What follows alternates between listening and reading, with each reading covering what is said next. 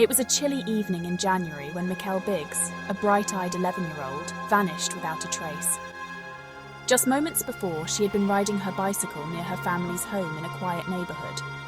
The air was brisk and the sun was setting, casting long shadows that seemed to swallow the surroundings. Her younger sister, merely 4 minutes after leaving Mikelle alone, returned to find her bicycle lying on the ground, wheels still spinning, but no sign of Mikelle. Neighbors immediately noted the unusual silence. The laughter and chatter that typically filled the air were conspicuously absent. Upon realizing she was missing, Mikelle's family felt a gut-wrenching panic set in. Calls were made, shouts echoed through the streets, but there was no response, no trace of the young girl. The initial moments following Mikelle's disappearance were critical. The local community rallied, aiding the family in their desperate search. Police were alerted and arrived swiftly, their sirens piercing the calm of the evening.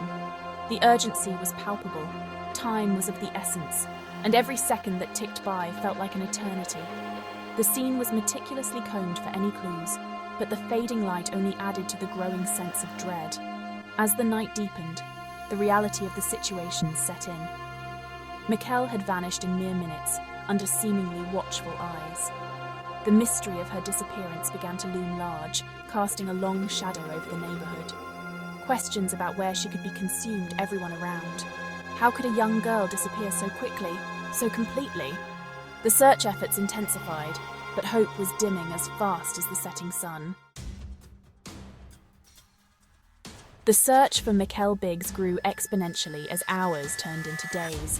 Volunteers poured in from every corner of the community, equipped with flashlights. They trudged through nearby woods, fields, and alleys, calling her name into the quiet night.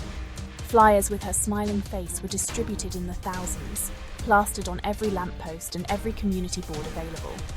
The local media captured every moment, broadcasting live updates that gripped the community and the nation. They did everything they could to find this girl. Despite the extensive efforts, frustratingly little evidence emerged. The bicycle, found just a few yards from her home, was the only tangible clue, and it revealed nothing of her whereabouts. Forensic teams scoured the area, searching for fingerprints, fibers, anything that could lead to Mikelle. However, the lack of physical evidence suggested a sudden and well-executed abduction, leaving investigators grappling with more questions than answers.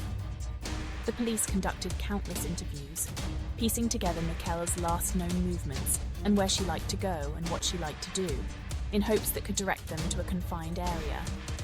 Neighbors recounted their interactions, no detail too small, no observation too trivial. Yet each report from neighbors only deepened the mystery, constructing a timeline full of gaps and shadows. The absence of witnesses or any CCTV footage in the area made the investigation increasingly complex, creating dead ends and speculation. As days turned into weeks, the initial surge of activity and hope began to wane. Search parties became smaller, media attention drifted to newer stories, but Mikelle's family remained in relentless pursuit of answers. The community, once bustling with volunteers and law enforcement, quieted, leaving a haunting stillness reminiscent of the night Mikelle disappeared. Throughout the investigation, various theories and potential suspects surfaced, each adding layers of complexity to the case. One prevailing theory suggested that Mikelle might have been taken by someone she knew, someone who could approach her without arousing suspicion. This theory stemmed from the lack of struggle at the scene, the quick nature of her disappearance, and anecdotal evidence of a mysterious van seen in the area days before. Another theory proposed that Mikelle's disappearance was the work of a transient criminal, passing through the neighborhood unnoticed. This was supported by reports of similar incidents in surrounding areas, creating a pattern that investigators could not ignore. However, the lack of concrete evidence linking these incidents left this theory largely speculative. Suspects were identified and scrutinized, their backgrounds combed for any possible connection to Mikelle or criminal history that might provide a motive. Each person brought in for questioning added to the growing database of information, yet none led to a definitive conclusion. The frustration among the investigative team was palpable, as every lead seemed to dissipate as quickly as it appeared. The family, holding on to hope, leaned heavily on their belief that Mikelle was still out there. They organised community meetings, kept the media engaged, and never stopped pushing for new investigations. Their resolve was a beacon for others, inspiring ongoing support and keeping Mikelle's story alive in the public consciousness.